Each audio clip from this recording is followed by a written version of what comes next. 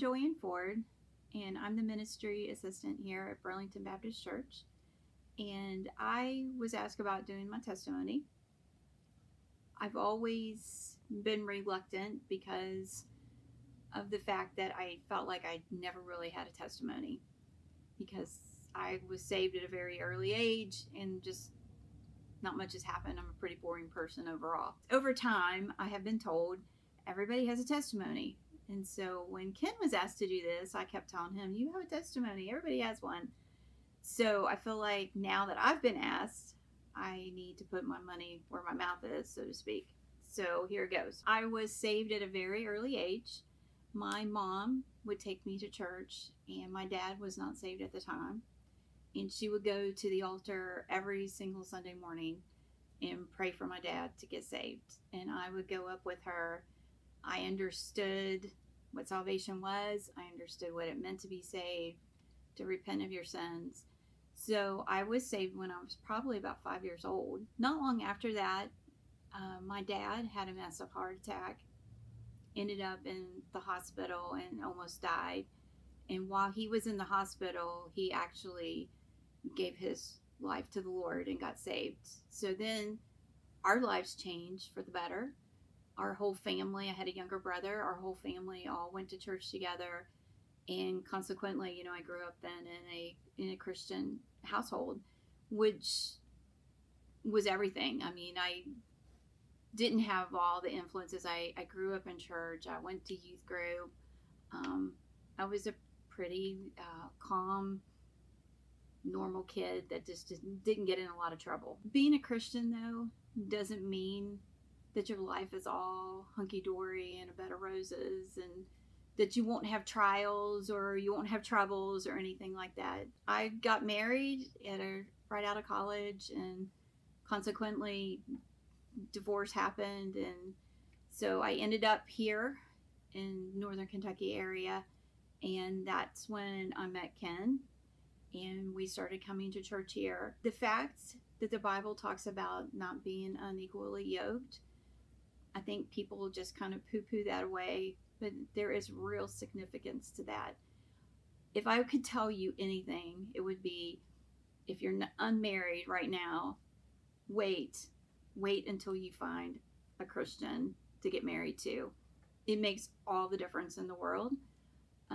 Having someone that you can pray with, that you can talk to the Bible about, that you can go to church together, that you can get in small groups together, it's everything. It changed my whole life, honestly, and for the better. The fact that Ken and I can serve together. So consequently, when we faced trials, we faced infertility, and we had to deal with that. And we ended up, instead of going through the in vitro route, we decided adoption was the route we wanted to go. And that's a whole different story that would take forever to tell. Stop me sometime if you want to know my infertility story or my adoption story. I'd be glad to share it with you. We adopted 2 girls from China, and they have been probably the biggest blessing in my life besides my marriage. The importance of being in church is incredible. Ken and I started coming to church here. He was already coming when we met, and we got married here and started attending here. At the time, he worked nights, so he worked on Saturday nights, so we didn't come to church on Sunday morning, but came on Sunday nights. We had Sunday night service at that time. And the people here were the most welcoming, warm people I have ever met. They opened up their hearts and just loved on us. And I can't say enough good things about Burlington and the people here. The other thing I would stress to you is to make sure that you get into a small group.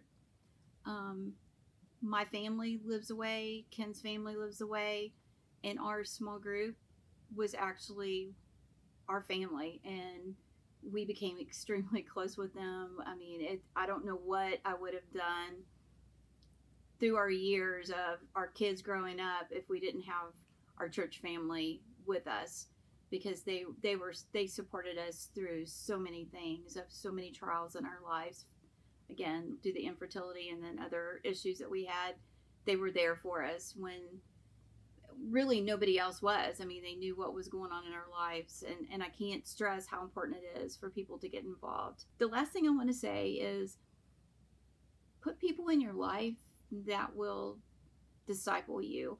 I've had several friends that I could go to and that I could confide in, and that actually worked with me and discipled me and encouraged me as far as getting in the Bible and reading.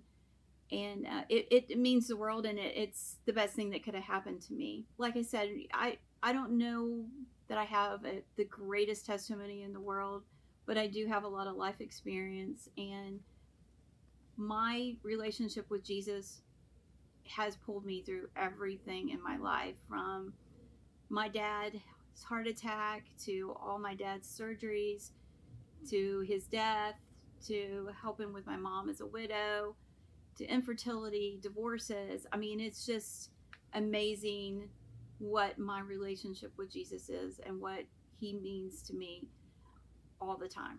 So hopefully this helps someone. And if you have any questions, just see me around and I'll be happy to answer anything. Thanks.